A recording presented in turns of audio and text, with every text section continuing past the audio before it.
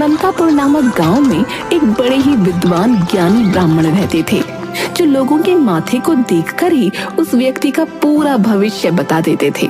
परंतु उनका जीवन संतान सुख से विरक्त था।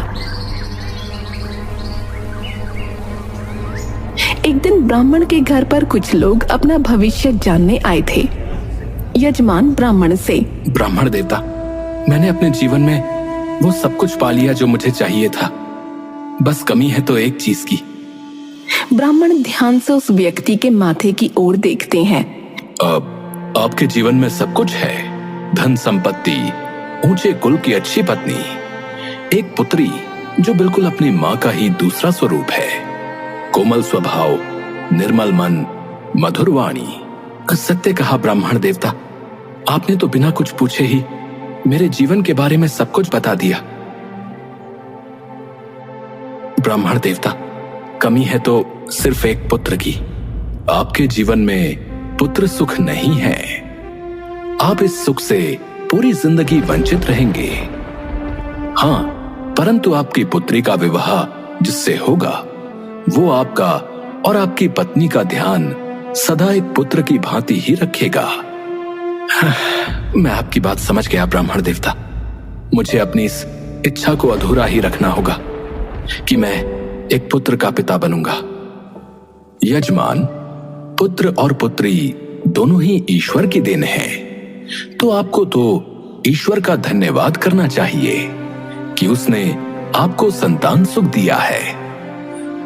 अन्यथा दुनिया में बहुत से लोग ऐसे हैं जो एक संतान की इच्छा रखते हैं, वो चाहे पुत्र हो या पुत्री।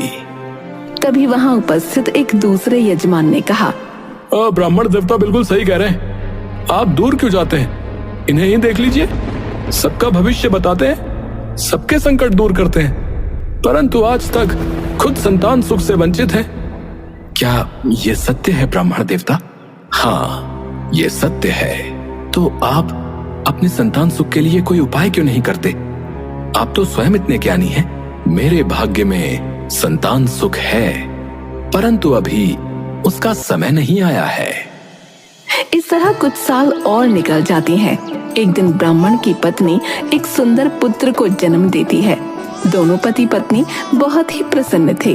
उन्होंने विधि विधान करने के बाद पुत्र का नामकरण किया और उसका नाम उज्ज्वल रखा।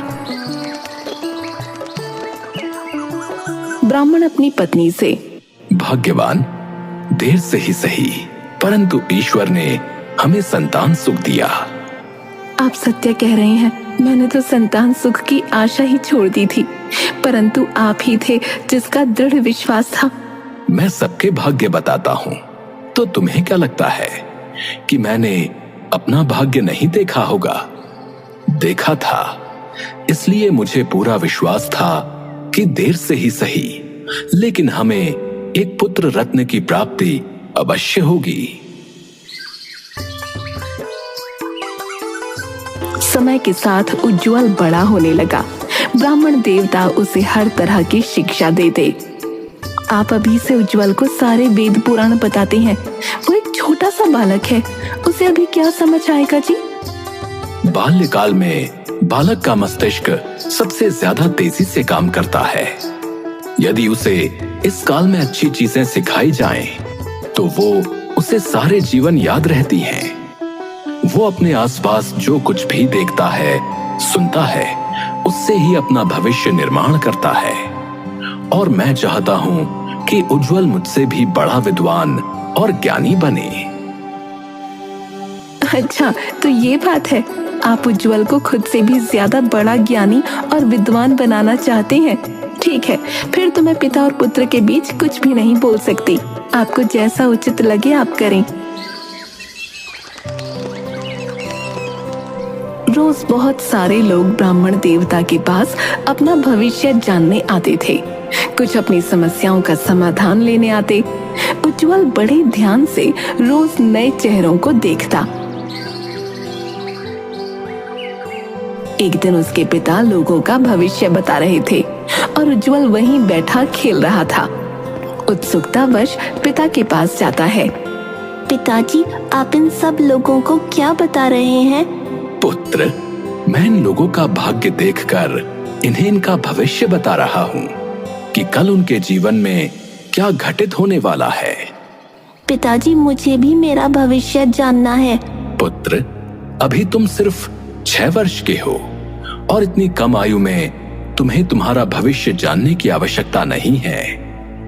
तुम और बड़े हो जाओ, फिर मैं अवश्य तुम्हें तुम्हारा भविष्य बताऊंगा कि तुम जीवन में क्या प्राप्त करोगे और कब, परंतु उचित समय आने पर।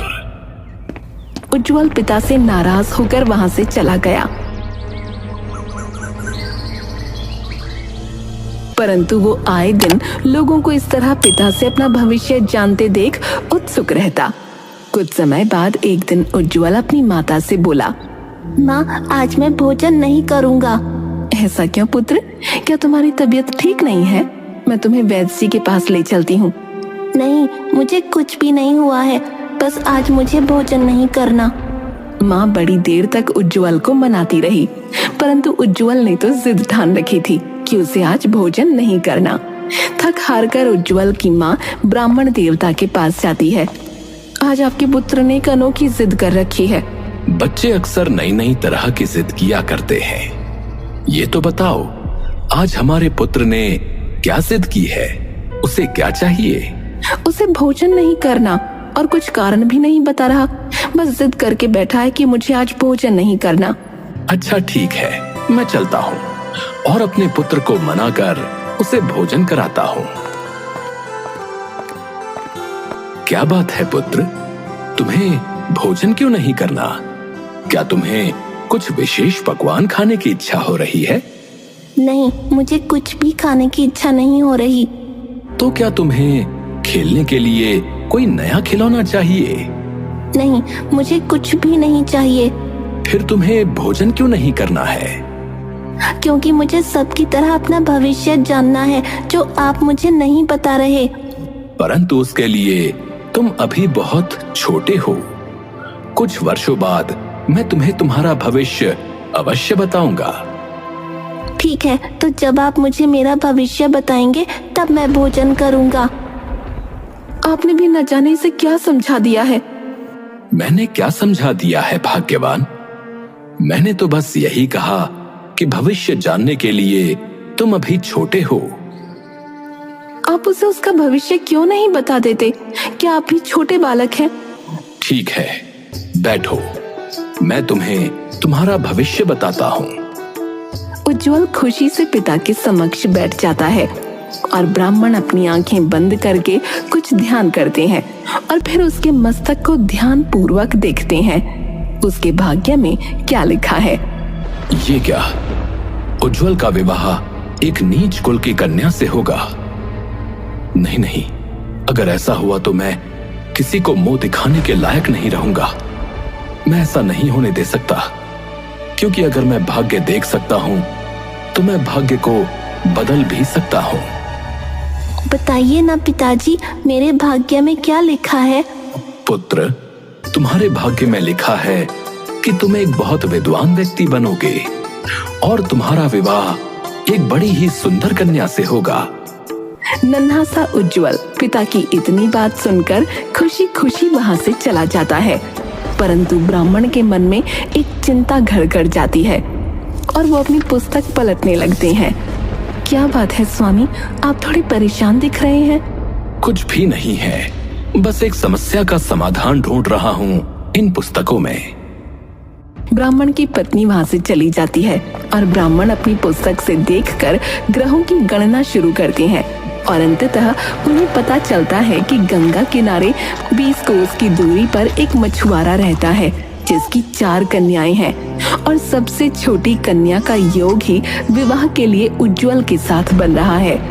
ब्राह्मण खुद से बोलता है, मैं इतने लोगों का भाग्य बताता हूँ, उन्हें उनकी समस्याओं का समाधान देता हूँ, तो मैं अपने पुत्र का भाग्य भी बदल सकता हूँ। मैं उसका विवाह कभी भी एक नीची जाति की कन्या के साथ नहीं होने दूंगा। ब्राह्मण मछुआरे के घर की ओर निकल पड़ता है और वहां पहुंच जाता है। ब्राह्मण को देखकर मछुआरा और उसकी पत्नी बड़े प्रसन्न होते हैं।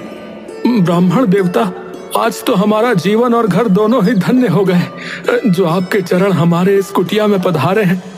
मैं किसी उद्देश्य से तुम्हारे द्वार पर आया हूँ। क्या तुम्हारे घर 9 माह पूर्व किसी कन्या का जन्म हुआ है?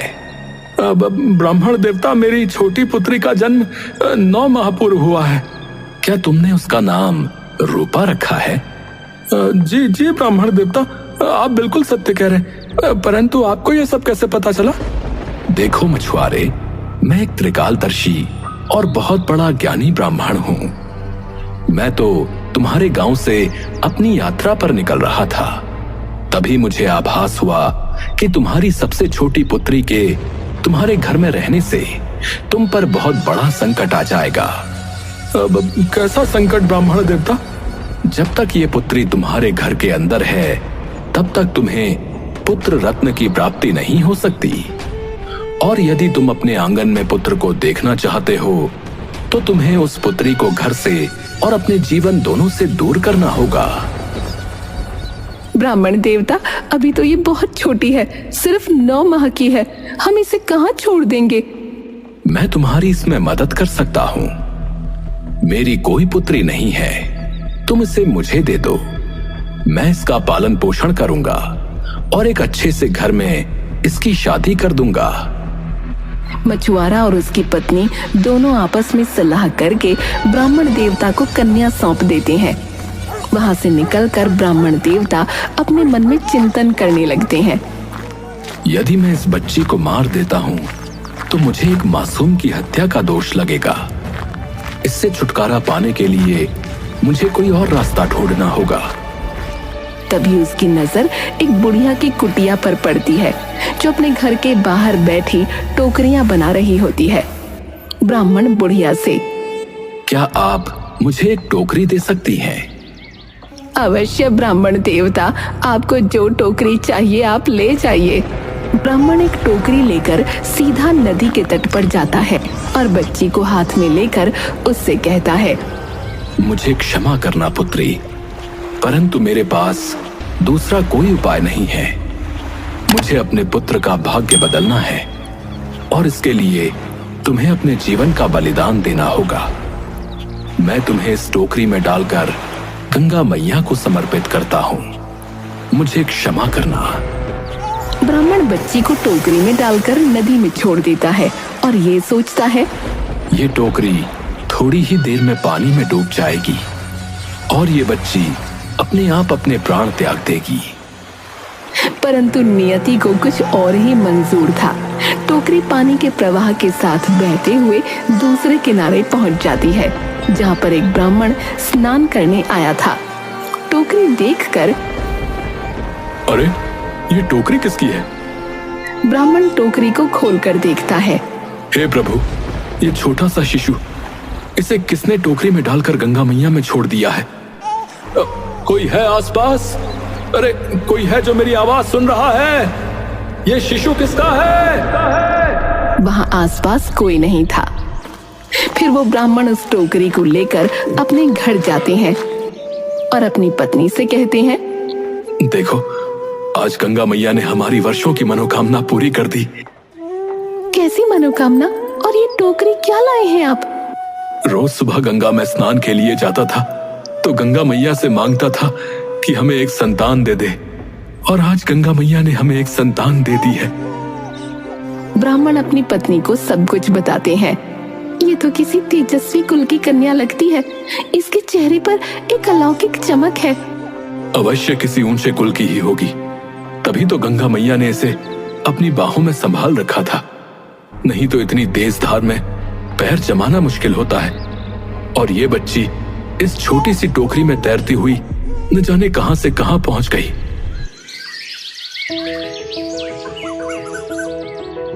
ब्राह्मण और उसकी पत्नी उस कन्या को अपनी पुत्री की तरह पालन पोषण करने लगे और उसे अच्छे संस्कार, शिक्षा सब कुछ प्रदान किया।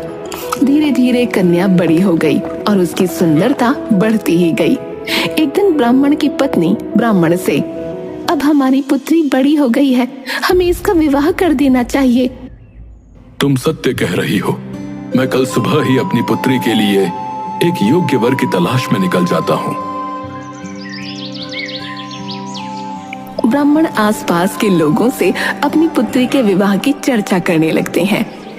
अब आपकी कन्या के लिए मनकापुर के ज्ञानी रविशंकर जी का पुत्र उज्जवल है। वो लड़का देखने में जितना ही मन को मोहित करने वाला है, उतने ही अच्छे उसके विचार और आचरण हैं। मुझे लगता है आपको एक बार मनकापुर जाकर अवश्य बात करनी चाहिए। ब्राह्मण मनकापुर के लिए निकल जाते हैं और वहाँ पंडित रविशंकर के घर पर उनसे मिलते हैं। प्रणाम गुरुवर। आइए बैठिए। गुरुवर, मेरा नाम शास्त्री हरिओम त्रिपाठी है। मैं गंगा किनारे बनारस से आया हूँ और आपके पास बड़ी उम्मीद लेकर आया हूँ। कहिए ब्राह्मण देवता, आप क्या चाहते हैं?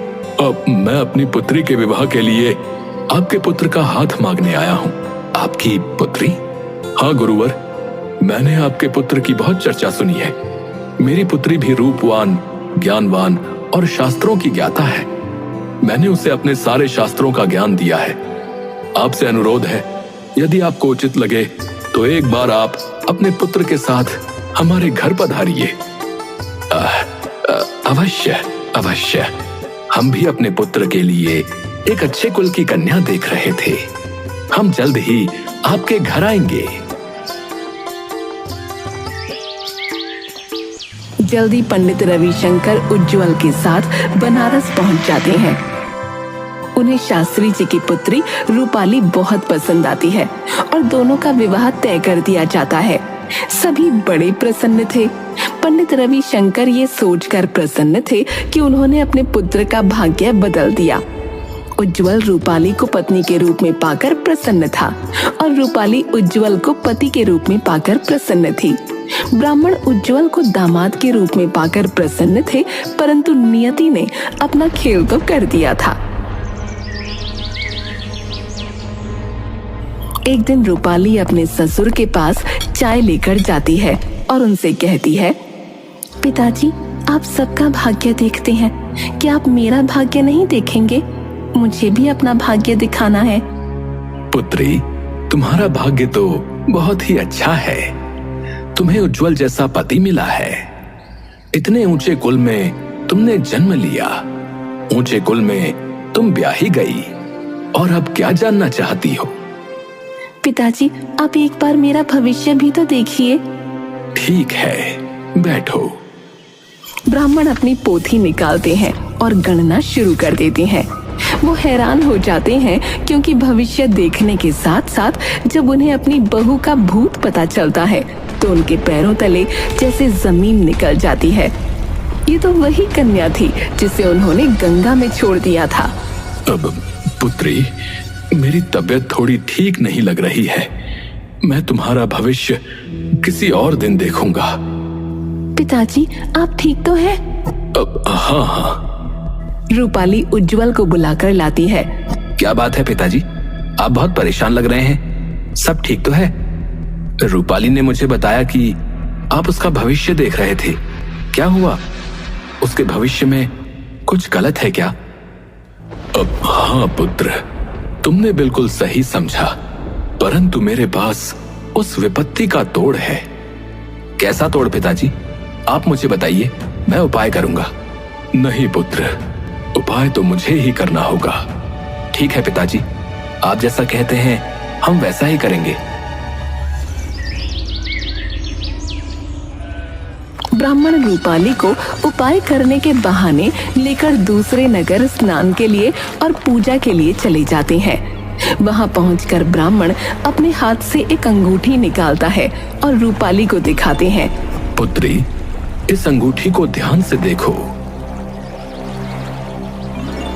रूपाली अंगूठी को हाथ में लेकर देखती है। अब ये अंगूठी मुझे वापस दे दो। ब्राह्मण उस अंगूठी को उठाकर नदी में फेंक देता है। पुत्री, अब जब तक तुम्हें ये अंगूठी वापस नहीं मिलती तब तक तुम्हें यहीं रहना होगा, क्योंकि बिना इस अंगूठी को हाथ में लिए यदि तुम अपने पति के घर जाओगी तो तुम्हारे पति की मृत्यु हो जाएगी, और यदि तुम अपने पिता के घर जाओगी तो तुम्हारे पिता की मृत्यु हो जाएगी। इसलिए जब तक तुम्हें ये अंगूठी वापस नहीं मिल जाती तुम यहीं पर रहोगी। परंतु पिताजी, मैं यहाँ कैसे रह सकती हूँ, और वो भी अकेले? मेरे पास दूसरा कोई उपाय नहीं है। मैंने तुम्हारे भविष्य में जो देखा है उसे टालने का एक यही तरीका है। इतना कहकर ब्राह्मण वहां से चला जाता है और रूपाली वहीं नदी तट पर बैठकर रोती रहती है। तभी वहां एक सेठ अपने परिवार के साथ स्नान करने आते हैं। सेठ की बूढ़ी माँ रूपाली को देखकर, पुत्री क्या बात है, तुम इस तट पर अकेले बैठकर क्यों रो रही हो? तुम कौन हो पुत्री? नियति की सताई हुई हूँ। साफ साफ बताओ क्या बात है पुत्री। रूपाली उन्हें सारी बात बताती है। यदि तुम्हें कोई आपत्ति ना हो तो तुम हमारे साथ चल सकती हो हमारे घर। मेरे पास कोई दूसरा उपाय भी तो नहीं है। रूपाली उस स्त्री के साथ उसकी नौकरानी बनकर उसके घर चली जाती है। वो स्त्री का ध्यान एक माँ की तरह रखती है। उसके कार्य से घर के सभी लोग बहुत प्रभावित होते हैं। दूसरी तरफ ब्राह्मण अपने घर पहुँचते हैं। पिताजी, रूपाली कहाँ है? आपके साथ दिख नहीं रही। पुत्र, जब नदी तट पर रूपाली स्नान के लिए नदी में गई और मैं बाहर बैठकर मंत्रों का उच्चारण कर रहा था, तभी वो नदी में डुबकी लगा रही थी। पहली डुबकी लगाकर तो वो बाहर निकली, परंतु दूसरी डुबकी के समय जब वो अंदर गई तो नदी से बाहर ही नहीं निकली। क्या आप क्या कह रहे हैं पिताजी? बाहर नहीं निकली नदी से? मतलब आप कहना क्या चाहते हैं? पुत्र, मैंने रूपाली को ढूंढने की बहुत कोशिश की, परंतु वो मुझे कहीं नहीं मिली। मुझे लगता है शायद नदी के किसी बड़े जीव ने उसे अपना आहार बना लिया, क्योंकि मैं पूरे 2 दिनों तक तट पर बैठा रहा, परंतु मुझे ना ही रूपाली मिली और ना ही उसकी कोई निशानी। उज्जवल रूपाली के जाने से बहुत उदास था, लेकिन समय हर घाव को भर देता है। कुछ समय बाद उज्जवल भी अपनी दिनचर्या में पहले की भांति व्यस्त हो गया, परंतु रूपाली का ख्याल उसे हर पल आता। एक दिन ब्राह्मण उज्जवल से, पुत्र, तुम कब तक अपनी पत्नी के वियोग में अकेले रहोगे? और फिर हमारी भी उम्र हो चुकी है। क्या हम दोनों बिना पोते पोतियों का मुंह देखे ही इस दुनिया को त्याग देंगे? पिताजी, रूपाली के सिवाय मैं किसी और से विवाह नहीं कर सकता। पुत्र, ये तो जीवन है और ये सब तुम्हारे भाग्य में लिखा था, परंतु भाग्य के आगे तो किसी का वश नहीं चलता, और तुम्हारे भाग्य में दूसरा विवाह भी लिखा हुआ है। माता पिता के समझाने पर उज्जवल दूसरे विवाह के लिए मान जाता है और उसी गांव में रिश्ते के लिए पहुंच जाता है, जहां पर रूपाली सेठ की मां की नौकरानी बनकर रह रही होती है और सेठ ब्राह्मण का परम मित्र था। पुत्र, पहले हम हमारे मित्र के घर चलेंगे और फिर वहां विश्राम करने के बाद तुम्हारे लिए कन्या देखने जाएंगे। ठीक है पिताजी, जैसा आपको उचित लगे। दोनों सेठ के घर पहुंच जाते हैं और भोजन के समय जब उज्जवल रूपाली को अपने सामने जीवित देखता है तो आश्चर्यचकित होकर बोलता है, रूपाली, तुम यहाँ? तुम कहाँ चली गई थी? पिताजी ने तुम्हें कितना ढूंढा। मैं तो कहीं नहीं गई थी। पिताजी ने ही मुझे कहा था कि जब तक वो अंगूठी वापस नहीं मिलती मैं घर वापस नहीं आ सकती, अन्यथा आपके प्राण चले जाएंगे। पिताजी, रूपाली ये सब क्या कह रही है? मुझे माफ कर दो पुत्र, मुझसे बहुत बड़ी गलती हो गई। मैं भविष्य का ज्ञाता होने के साथ साथ खुद को ईश्वर से बड़ा समझने लगा था और तुम्हारा भाग्य बदलने चला था। मुझे आपकी कोई बातें समझ में नहीं आ रही हैं। क्या आप मुझे साफ शब्दों में बताएंगे कि ये सब क्या है? ब्राह्मण शर्मिंदगी से अपना मस्तक नीचे झुकाए हुए बैठे रहते हैं। ब्राह्मण सबके सामने सारी बातें बताते हैं। ब्राह्मण रूपाली और उज्जवल दोनों से ही माफी मांगते हैं। उज्जवल और रूपाली अपना जीवन हंसी खुशी व्यतीत करने लगते हैं और ब्राह्मण देवता उस दिन के बाद भविष्य देखना छोड़ देते हैं।